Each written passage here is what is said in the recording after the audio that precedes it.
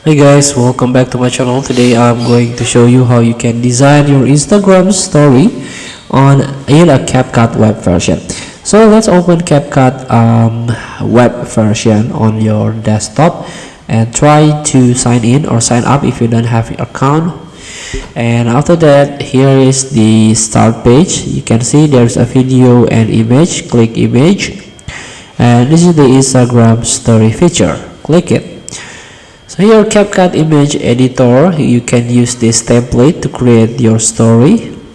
Maybe you want to advertise your product, you want to sell your product through the Insta story. You can use this design or use this template.